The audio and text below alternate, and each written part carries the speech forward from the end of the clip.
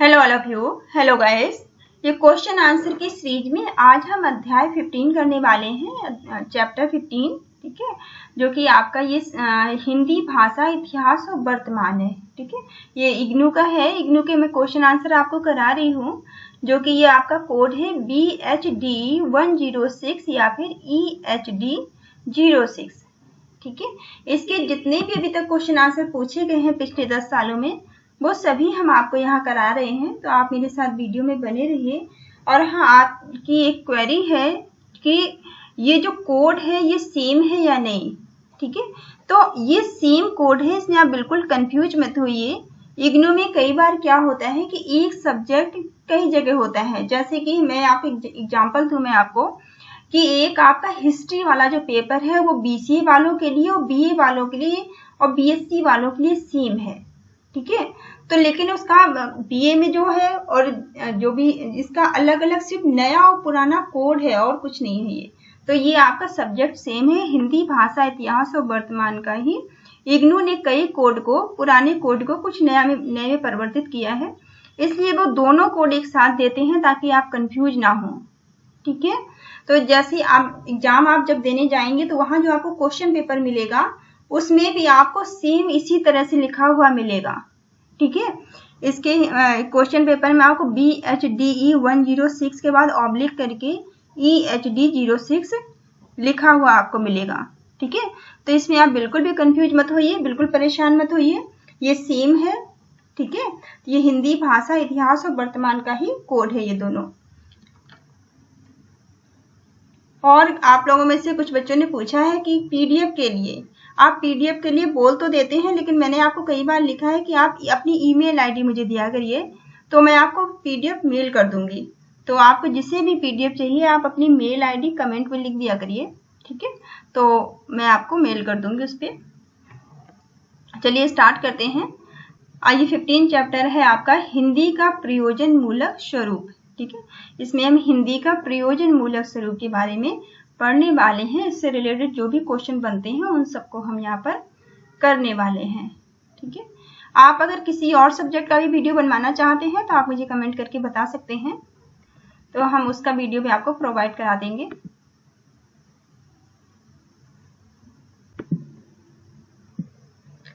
अगर आप BA में हैं, BCA में हैं, अगर आप BCA के भी स्टूडेंट हैं तो आप उसका भी मुझसे वीडियो बनवा सकते हैं। ठीक है, ये आपका फर्स्ट क्वेश्चन है। फर्स्ट क्वेश्चन में आपसे पूछा गया है कि प्रयोजन मूलक भाषा से आप क्या समझते हैं। ठीक है, इसकी व्याख्या कीजिए। तो प्रयोजन मूलक भाषा से आप क्या समझते हैं इसके बारे में आपको बताना है। इसमें प्रयोजन मूलक शब्द अंग्रेजी के फंक्शन का हिंदी पर्याय है। ठीक है, प्रयोजन मूलक जो शब्द है इसका इंग्लिश में हम इसको क्या कहते हैं, फंक्शनल बोलते हैं हम इसे। ठीक है, प्रयोजन मूलक शब्द अंग्रेजी के फंक्शनल का हिंदी पर्याय है। शब्दार्थ की दृष्टि से देखें तो प्रयोजन मूलक का अर्थ होता है ऐसी विशेष भाषा जिसका उपयोग किसी विशेष प्रयोजन के लिए किया जाता है।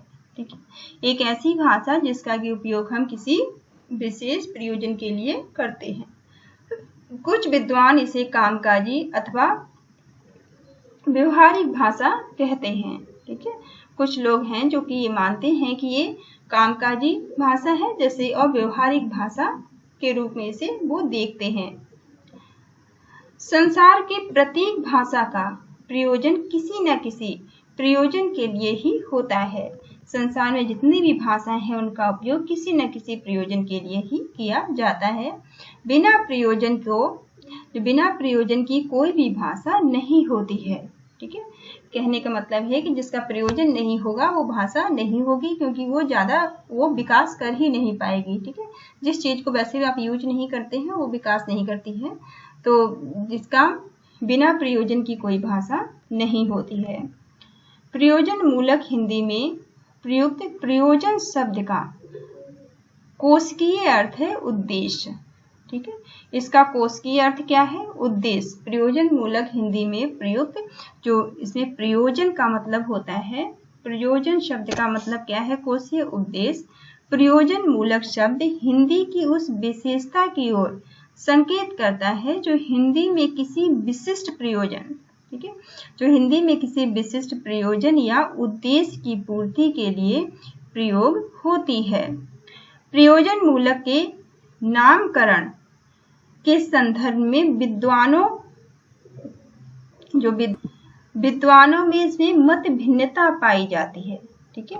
जो विद्वान है उनमें अलग अलग विचार इस मामले में हैं।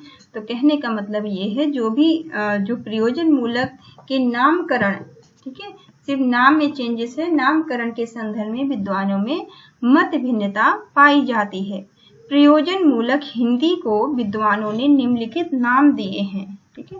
प्रयोजन मूलक जो हिंदी है इसे अलग अलग नाम दिए गए हैं। पहला नाम इसका आता है फंक्शनल हिंदी, ठीक है। पहला नाम इसको क्या दिया गया है? फंक्शनल हिंदी। दूसरा है कामकाजी हिंदी, ठीक है।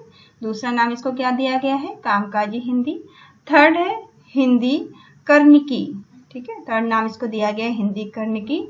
नेक्स्ट व्यवहारिक हिंदी, ठीक है, व्यवहारिक हिंदी और व्यावसायिक हिंदी, ठीक है। व्यवहारिक और व्यावसायिक आप एक साथ याद रख लीजिएगा। फिर कामकाजी, फंक्शनल आपको याद हो गई होगी, और कर्णिक हिंदी, ठीक है। प्रयोजन मूलक हिंदी, तो इनके आप नाम ऐसे याद कर लेंगे, थोड़ा हाईलाइट करके लिख देंगे तो आपको अच्छे नंबर मिल जाएंगे। डॉक्टर नगेंद्र तथा डॉक्टर ब्रजेश्वर वर्मा ने डॉक्टर रमा प्रसाद नायक के मत को अस्वीकारते हुए प्रयोजन मूलक नाम को सांकेतिक, अर्थ गर्भित और उचित बतलाया है, ठीक है। जो ये लोग हैं इन्होंने डॉक्टर नागेंद्र तथा डॉक्टर ब्रजेश्वर वर्मा जो है इन्होंने डॉक्टर राम प्रसाद नायक के मत को अस्वीकार किया है, ठीक है। अस्वीकार करते हुए इन्होंने प्रयोजन मूलक नाम को इन्होंने सांकेतिक, अर्थ गर्भित और उचित बतलाया है, ठीक है। डॉक्टर ब्रजेश्वर वर्मा ने कहा है कि निष्प्रयोजन हिंदी नाम की कोई चीज नहीं होती है, ठीक है। इन्होंने क्या बताया है कि निष्प्रयोजन हिंदी नाम की कोई चीज नहीं होती है। प्रयोजन मूलक जो नाम है, प्रयोजन मूलक नाम इसके व्यवहारिक पक्ष को अधिक उजागर करने के लिए प्रयुक्त किया गया है। इनका मानना है कि जो प्रयोजन मूलक शब्द है इसका व्यवहारिक पक्ष उजागर करने के लिए इसका उपयोग किया गया है। डॉक्टर नागेंद्र ने इसका स्पष्टीकरण करते हुए कहा है कि वस्तुतः प्रयोजन मूलक हिंदी के विपरीत अगर कोई हिंदी है, ठीक है, प्रयोजन मूलक हिंदी के विपरीत अगर कोई हिंदी है तो वह निष्प्रयोजन मूलक हिंदी नहीं है, ठीक है। तो वह निष्प्रयोजन मूलक हिंदी नहीं है, वरना आनंद मूलक हिंदी है, ठीक है। ये आनंद मूलक हिंदी है। आनंद व्यक्ति सापेक्ष होता है, ठीक है। इन्होंने आनंद को व्यक्ति सापेक्ष बताया है और प्रयोजन समाज सापेक्ष बताया है, और इन्होंने प्रयोजन को समाज सापेक्ष बताया है। आनंद स्वकेंद्रित होता है, ठीक है।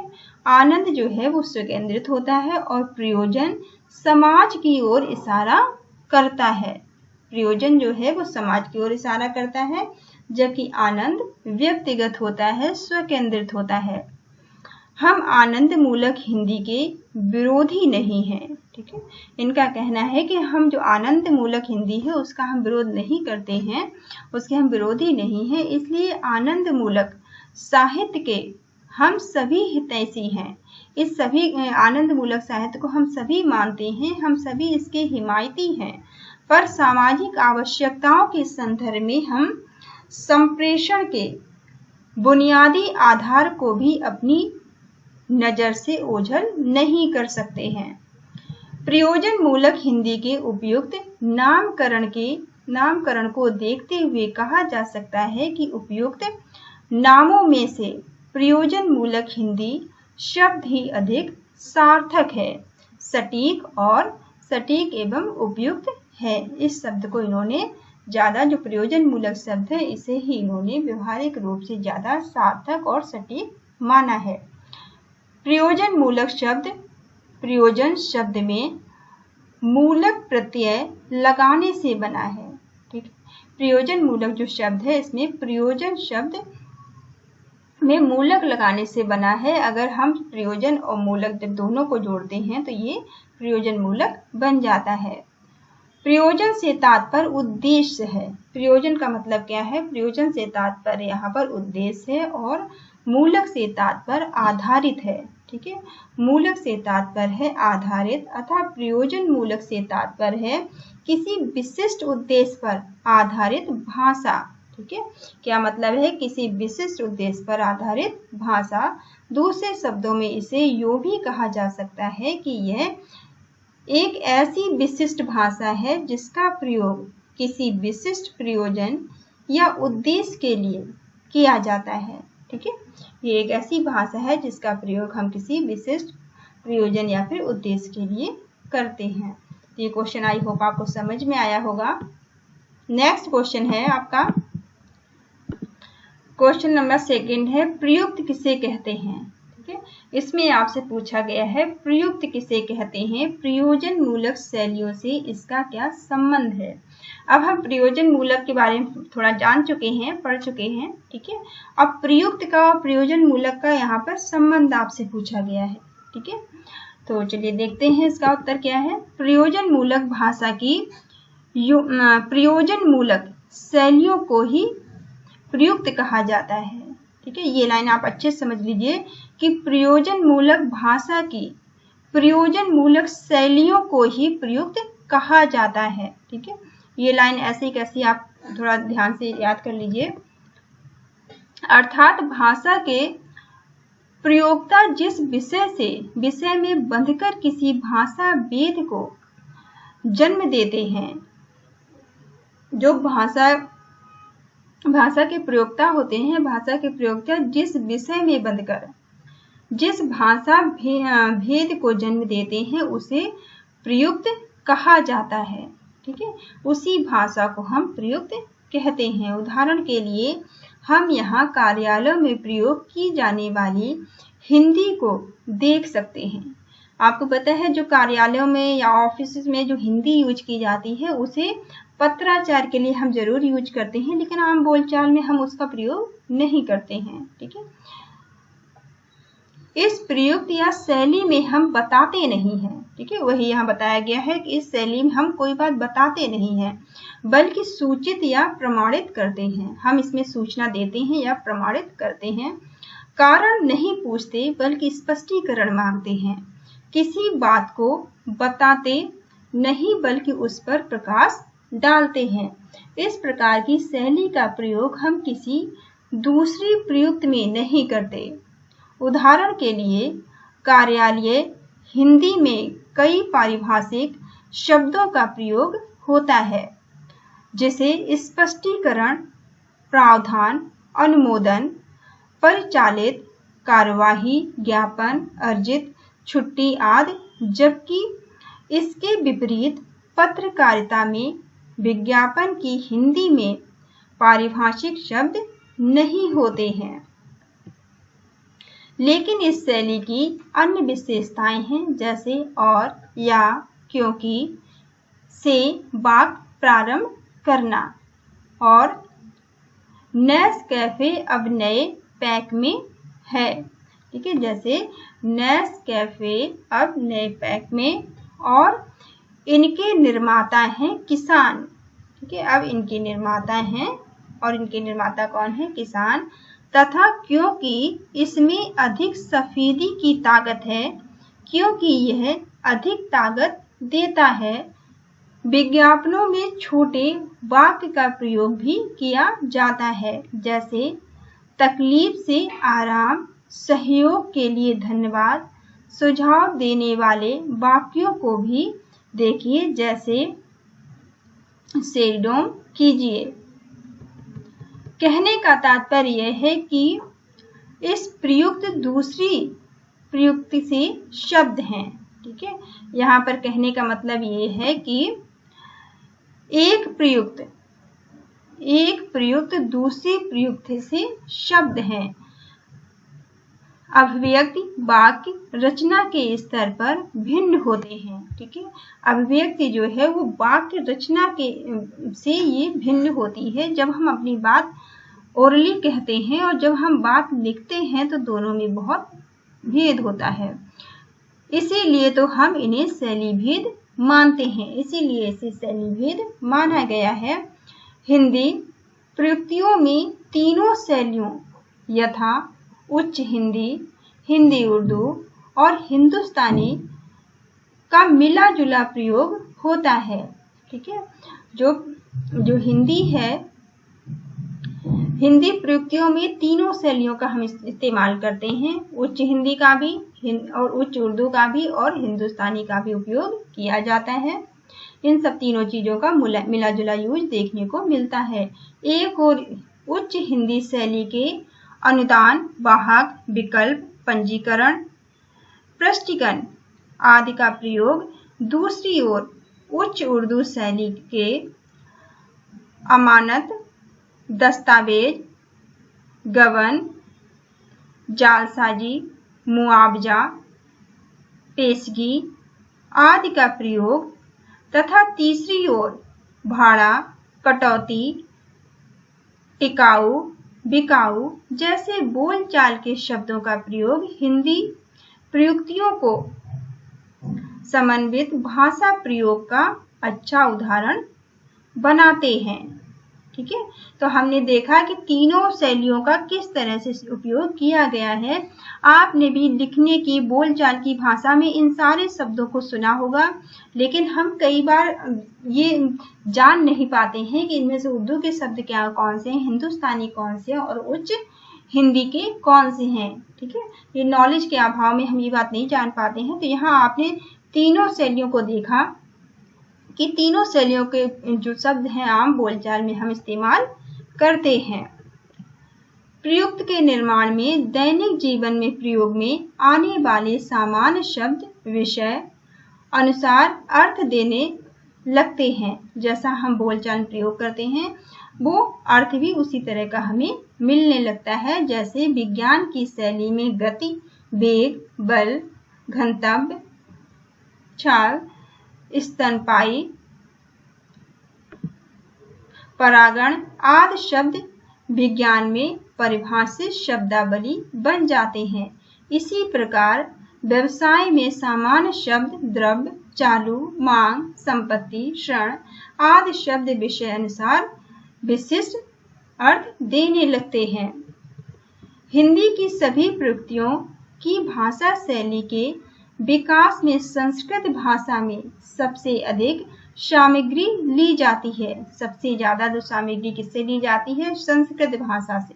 ठीक है, भाषा शैली को सरल और संप्रेषणीय बनाने के लिए हिंदुस्तानी और प्रचलित अंग्रेजी शब्दों को भी हिंदी प्रयुक्तियां अपनाती हैं। ठीक है, हिंदी में हम हिंदी को और अच्छा बनाने के लिए, सरल बनाने के लिए कह सकते हैं कि भाषा शैली को सरल और संप्रेषणीय बनाने के लिए हम क्या करते हैं, हिंदुस्तानी और प्रचलित जो आम बोलचाल में हिंदी अंग्रेजी के शब्द यूज होते हैं इनका भी इस्तेमाल हम कर लेते हैं। इस प्रकार हिंदी प्रयुक्तियों में कभी कभी एक ही संदर्भ में इन तीनों प्रकार के शब्दों में एक का चयन हम कर सकते हैं। जैसे क्षति। ठीक है, क्षति का मतलब नुकसान होता है और लॉस भी होता है। ठीक है, लॉस क्या है? इंग्लिश शब्द है। तो क्षति का मतलब नुकसान भी होता है और लॉस भी होता है। ऐसे आवेदन का मतलब अर्जी भी है और एप्लीकेशन भी है। एप्लीकेशन ये इंग्लिश का शब्द है। इस तरह से हम इसे आसान बनाने के लिए उपयोग कर सकते हैं और तीनों का मतलब एक ही होता है। इसी तरह से अग्रिम का मतलब पेशगी होता है और इसका मतलब इंग्लिश में क्या होता है? एडवांस। ऐसी वैध का मतलब कानूनी होता है। वैध का मतलब कानूनी और इसको इंग्लिश में क्या कहते हैं? लीगल कहा जाता है। ठीक है, ऐसे शेष का मतलब होता है बाकी और इंग्लिश में से क्या कहते हैं? बैलेंस कहा जाता है। ठीक है। तो ये आपने देखा कि किस तरह से हम आम बोलचाल की भाषा में और या अपनी हिंदी को सरल बनाने के लिए हम कुछ इंग्लिश शब्दों का प्रयोग भी कर लेते हैं जो आम बोलचाल में उपयोग किए जाते हैं। प्रयुक्त के साथ ही सामाजिक भूमिका को जोड़कर देखा जाता है। प्रयुक्त को सामाजिक भूमिका के साथ जोड़कर भी देखा जाता है। एक व्यक्ति विभिन्न स्थितियों में विभिन्न सामाजिक भूमिकाएं निभाता है। व्यक्ति एक ही है लेकिन वो अलग अलग परिस्थितियों में अलग अलग अपनी भूमिकाएं निभाता है। भिन्न भूमिकाओं के निर्वाह के लिए वह भिन्न भाषा रूपों का प्रयोग करता है। इस संदर्भ में स्वयं को रख कर देखिए। आप अपने आप को इस परिस्थिति में रखकर देख सकते हैं। आप यदि छात्र हैं, ठीक है, यदि आप स्टूडेंट हैं तो अध्यापक से आपका भाषा प्रयोग, अगर आप एक स्टूडेंट हैं और आप अपने अध्यापक से, अपने टीचर से बातचीत करते हैं तो वो आपकी भाषा शैली अलग होती है। विद्यालय के चपरासी से आपकी भाषा प्रयोग समान नहीं होती और कई बार देखा गया है कि जिस तरह का प्रयोग भाषा का आप अपने टीचर के साथ करते हैं, जिस शैली का प्रयोग आप अपने टीचर से बातचीत करने के लिए करते हैं, वो शैली आपकी विद्यालय के चपरासी के साथ नहीं होती है, ठीक है। फिर यदि आप छात्र होने के साथ किसी कार्यालय में काम भी करते हैं और अगर आप एक स्टूडेंट होने के साथ साथ अगर आप किसी ऑफिस में, कार्यालय में काम भी कर रहे हैं तो वहाँ भी आप भिन्न भिन्न भूमिकाएं निभाते हैं। फिर परिवार में तो आपकी भिन्न भूमिकाएं होती ही हैं और परिवार की बात करें कि तो वहाँ आपकी भूमिकाएं अलग हो जाती हैं। आपकी भूमिकाएं एक बेटे के रूप में, एक भाई के रूप में आपकी भूमिकाएं बदल जाती हैं। अतः भूमिका के अनुसार आपका भी प्रयोजन बदलता रहता है, ठीक है, और भूमिका के अनुसार ही प्रयोजन भी बदलता रहता है।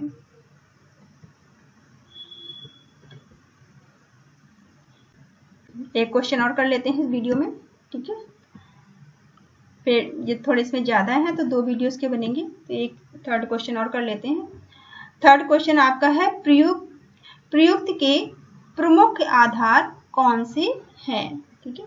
अब यहाँ आपसे प्रयुक्त के आधार पूछे गए हैं कि प्रयुक्त के आधार कौन से हैं। प्रयुक्त भाषा के भीतर ही विशिष्ट भाषा रूप होता है, ठीक है। प्रयुक्त भाषा के भीतर ही विशिष्ट भाषा रूप होता है अतः उस भाषा की व्यापक विशेषताएं तो उसमें होती ही हैं, ठीक है। प्रयुक्त जो है, प्रयुक्त भाषा के भीतर ही इसकी विशिष्ट भाषा रूप होता है और अतः उस भाषा की व्यापक विशेषताएं भी होती हैं। यानी विभिन्न प्रयुक्तियों की शब्दावली मिलकर उस भाषा की शब्दावली बनती है तथा भाषा की संरचना और उसका समान मुहावरा प्रयुक्तियों में मौजूद होता है। इसलिए एक प्रयुक्त का दूसरी प्रयुक्त में अतः प्रवेश बराबर होता रहता है।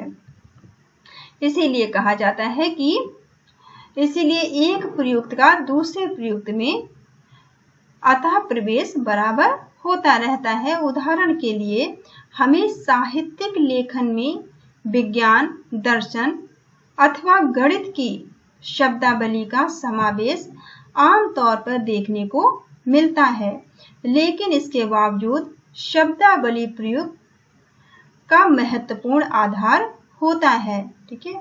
इसके बावजूद जो शब्दावली है, शब्दावली प्रयुक्त का महत्वपूर्ण आधार होता है। प्रयुक्त के निर्धारण में वह महत्वपूर्ण भूमिका निभाती है, ठीक है। प्रयुक्त के निर्धारण में ये महत्वपूर्ण भूमिका निभाती है और यह निर्वाह 2 प्रकार से होता है। निर्वाह कौन कौन से 2 प्रकार से होता है? क्षेत्र विशेष की विशिष्ट शब्दावली होती है, ठीक है। क्षेत्र विशेष की विशिष्ट शब्दावली होती है, जैसे ऑक्सीजन, हाइड्रोजन आदि विज्ञान के शब्द हैं, ठीक है। ऑक्सीजन, हाइड्रोजन आदि जो है ये विज्ञान के शब्द हैं।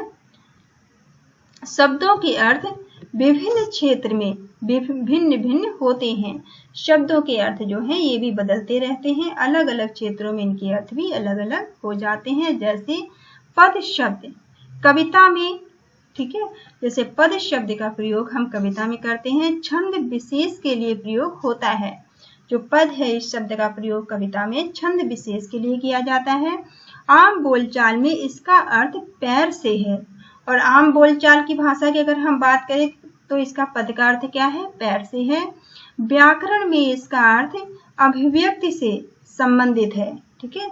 वहीं अगर हम व्याकरण की बात करते हैं तो इसका क्या अर्थ होता है, अभिव्यक्ति से संबंधित है। और प्रशासनिक क्षेत्र में इसका अर्थ ओहदे से होता है, ठीक है। और यही अगर प्रशासनिक क्षेत्र की बात करें तो इसका अर्थ क्या होता है, इसका अर्थ ओहदे से होता है। शब्दावली के अतिरिक्त और भी कई महत्वपूर्ण आधार हैं जिनमें प्रयुक्त को पहचाना या निर्धारित किया जा सकता है। इसकी चर्चा इस प्रकार है। यहाँ पे हम कैसे इस्तेमाल कर सकते हैं, जैसे कि आपका विषय क्षेत्र। भाषा के प्रयोग जिस विषय क्षेत्र में किया जाता है वह विशेष या संदर्भ विशेष भाषा के स्वरूप को निर्धारित करता है, ठीक है। तो विषय क्षेत्र का मतलब है भाषा का प्रयोग जिस विषय क्षेत्र में किया जाता है वह विषय विशेष या संदर्भ विशेष भाषा के स्वरूप को निर्धारित करता है। उस क्षेत्र विशेष की शब्दावली और वाक्य संरचना अपने ढंग की होती है, जो अपने क्षेत्र विशेष में काफी सार्थक और परिपाटीबद्ध होती है। जैसे कचहरी की भाषा को ही ले लीजिए, जैसे आप कचहरी की भाषा का अगर देखते हैं तो ये बहुत ज्यादा अलग होती है आम बोलचाल से।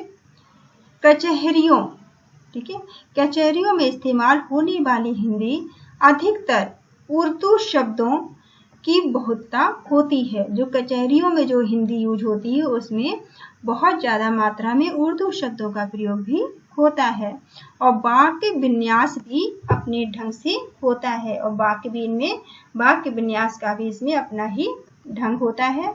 भाषा औपचारिक होने के साथ ही अर्थ की एक निश्चितता होती है, ठीक है।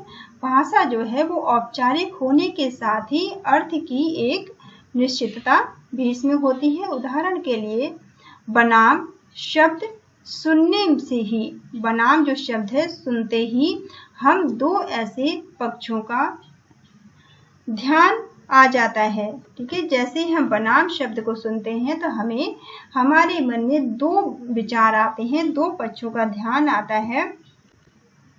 आ जाएगा जिसके बीच कोई मुकदमा चल रहा हो, ठीक है, जिसके बीच जैसे कि कोई मुकदमा चल रहा हो।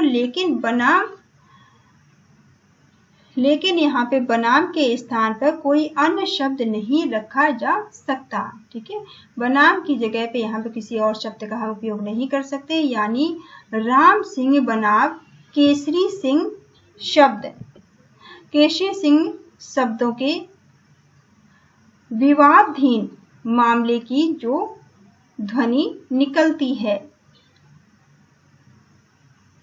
ठीक है। तो इस तरह के शब्दों को चेंज नहीं किया जा सकता। वह राम सिंह और केसरी सिंह के बीच कहने से नहीं निकलेगी, ठीक है। आप ये नहीं कह पाएंगे वहां पे कि राम सिंह और केसरी सिंह के बीच कहने से ये बात स्पष्ट नहीं, ठीक है। तो यहाँ आपको यही कहना पड़ेगा कि राम सिंह बनाम केसरी सिंह शब्दों को विवादाधीन मामले की जो ध्वनि निकलती है। तो इसी को आप इस्तेमाल करना है, ना कि आप ऐसे लिख सकते हैं कि वह राम सिंह और केसरी सिंह के बीच कहने से वो बात नहीं स्पष्ट होगी। इसी बात न्यायालय में जब वादी या फिर प्रतिवादी, ठीक है, न्यायालय में जब हम इन शब्दों का यूज करते हैं वादी या फिर प्रतिवादी पक्ष को प्रस्तुत होने के लिए आदेश दिया जाता है तो कहा जाता है हाजिर हो। तब क्या कहा शब्द का यूज किया जाता है, हाजिर हो। लेकिन कोई सार्वजनिक सभा चल रही हो तब मंच पर किसी व्यक्ति को बुलाया जाए तो हाजिर हो ना कहकर कहा जाएगा। जब हम किसी मंच पे किसी चर्चा की बात कर रहे हो तब हम ये हाजिर हो शब्द का यूज नहीं करेंगे। इसकी जगह पर मंच पर आइए या आने का कष्ट कीजिए, तब हम किन शब्दों का प्रयोग करेंगे कि मंच पर आइए या फिर आने का कष्ट कीजिए। इस तरह से शब्दों का हम इस्तेमाल करेंगे।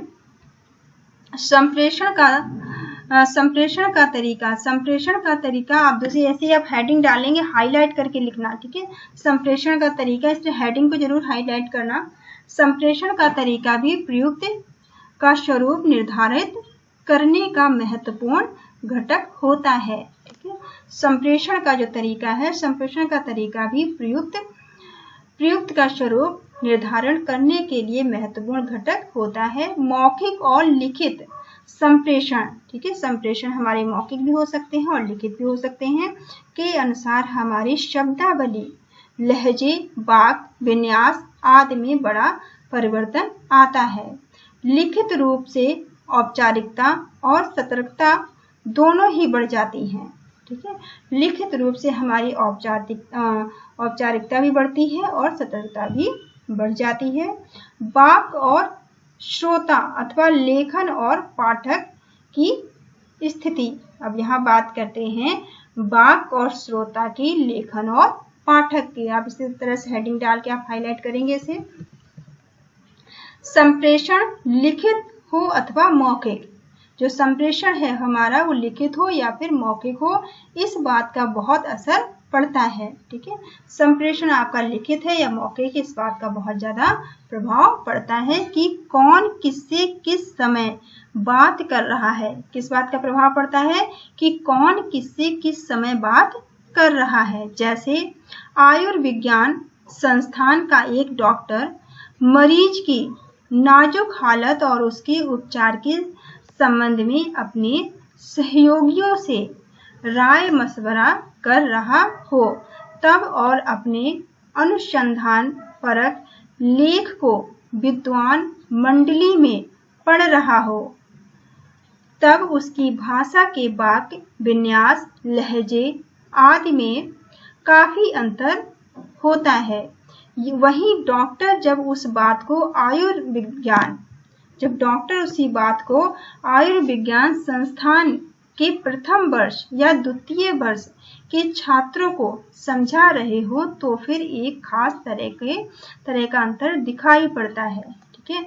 कहने का मतलब ये है, यहाँ पे आप सिंपल शब्दों में समझिए कि एक ही बात है, लेकिन जब हम कहने के तरीके बदल जाते हैं, जब हम अलग अलग जगह पर उसी बात को कहते हैं। अगर एक डॉक्टर की हम बात कर ले तो अगर डॉक्टर जब मरीज से बात करता है, उसकी बीमारी के बारे में बात करता है, तो उसके बात करने का लिहाजा अलग होता है। वही डॉक्टर, ठीक है, वही डॉक्टर अगर अपने स्टूडेंट को, उसके जो स्टूडेंट हैं, जो विद्यार्थी हैं फर्स्ट ईयर सेकेंड ईयर के, जब उन्हें वही सब्जेक्ट वो पढ़ा रहा होता है, कोई बात उन्हें समझा रहा होता है, तब उसका लिहाजा अलग होता है, ठीक है। इसी तरह से कोई अगर लेखक है वो बात कर रहा है तो उसका लिहाजा अलग होगा, ठीक है, बात करने का, चीजों को बताने का, समझाने का, ठीक है, प्रस्तुत करने का। नेक्स्ट पॉइंट है आपका भाषा प्रयोग की औपचारिक तथा अनौपचारिक स्थिति। अब यहाँ नेक्स्ट आपको हेडिंग डालनी है, हाईलाइट करके अच्छे से एग्जाम में आप हेडिंग जरूर अच्छे से आप डालेंगे कि भाषा प्रयोजन की औपचारिक तथा अनौपचारिक स्थिति के बारे में जैसे बताना है। जब डॉक्टर मित्रों से चाय पार्टी में बात कर रहा हो तब उसकी भाषा व्यवहार ऑपरेशन की मेज पर उन्हीं डॉक्टर मित्रों की भाषा व्यवहार से भिन्न होगा, ठीक है। जब एक डॉक्टर जो है वो अपने मित्रों के साथ चाय पार्टी कर रहा हो, ठीक है, तब उसकी भाषा, जो उसकी भाषा होगी, भाषा व्यवहार ऑपरेशन की मेज पर उन्हीं डॉक्टर मित्रों से भाषा व्यवहार से भिन्न होगी, ठीक है। समझिए इसे थोड़ा सिंपल शब्दों में कि जब एक डॉक्टर किसी मरीज का उसे ऑपरेशन करना हो और वो अपने उन्हीं डॉक्टर मित्रों के साथ जब वो ऑपरेशन की मेज पर बात कर रहे हो तब उनकी भाषा शैली और बात करने का तरीका और डिस्कशन का तरीका बिल्कुल अलग होगा और वही दूसरी तरफ जो वो वही अपने उन्हीं फ्रेंड्स के साथ, उन्हीं मित्रों के साथ अगर वो चाय पार्टी कर रहे हों, तब उनका लिहाजा और बात करने का तरीका सब कुछ अलग होगा। ठीक है, कहने का मतलब यहाँ पर वही है। कहने का आशय यह है कि पहली स्थिति में वह अनौपचारिक भाषा का इस्तेमाल कर रहे थे। ठीक है, आप समझिए, जो पहली स्थिति थी इसमें वो एक अनौपचारिक भाषा का इस्तेमाल कर रहे थे, जबकि दूसरी स्थिति में वह औपचारिक भाषा का यूज कर रहे हैं। दूसरी स्थिति में वो औपचारिक और सचेत होगा, वो औपचारिक और सचेत भाषा का इस्तेमाल कर रहे हैं। दूसरी स्थिति में उनकी भाषा चिकित्सा विज्ञान के भीतर आएगी। ठीक है, और दूसरी स्थिति में जो उनकी भाषा है वो भाषा विज्ञान के अंदर आएगी, जबकि पहली स्थिति में ऐसा होना जरूरी नहीं है। जरूरी नहीं है कि चारों आधार हर प्रयुक्ति के संबंध में बराबर मात्रा में लागू हो। ठीक है, ऐसा जरूरी नहीं है कि यहाँ पर जो एग्जाम्पल दिए गए हैं वो हमेशा इसी तरह से लागू हों। चीजें बदलती रहती हैं, लिहाजे बदलते रहते हैं। हमारी भाषा समय समय पर परिस्थितियों के आधार पर और व्यक्तियों के साथ चेंज होती रहती है। ठीक है, हम कहाँ बात कर रहे हैं, किससे बात कर रहे हैं, किस मुद्दे पर बात कर रहे हैं, उस हिसाब से हमारे लिहाजे, भाषा और बोलचाल का तरीका परिवर्तित होता रहता है। ए आधारित वस्तुतः मोटे तौर पर निर्धारित किए गए हैं। ठीक है, ये आपको मोटा मोटा समझाने का प्रयास किया गया है यहाँ पर, लेकिन इससे विपरीत भी आप और अच्छी तरह से इन चीजों को समझ सकते हैं और लिख सकते हैं। ठीक है, और दो प्रयुक्तियों के बीच अंतर में कभी किन्हीं एक या दो आधारों पर बल रहता है तो कभी अन्य आधारों पर रहता है। ठीक है, समय के साथ चीजें बदलती रहती हैं और बातचीत करने का तरीका और हमारी लैंग्वेज, हमारा लिहाजा सब कुछ चेंज होता रहता है। ठीक है, तो ये इस वाले चैप्टर ये चैप्टर थोड़ा बड़ा है, तो इसके बाकी क्वेश्चन हम नेक्स्ट वीडियो में कर लेंगे, क्योंकि ये वीडियो काफी बड़ा हो रहा है। ठीक है, तो ये इसके शायद 2 वीडियो बनेंगे और 2 में मैं कंप्लीट करने की कोशिश करूंगी इसको। ठीक है, thank you all of you, thank you for watching. अगर कोई भी इश्यू है तो आप मुझे कमेंट करके बता सकते हैं। ठीक है, thank you all of you.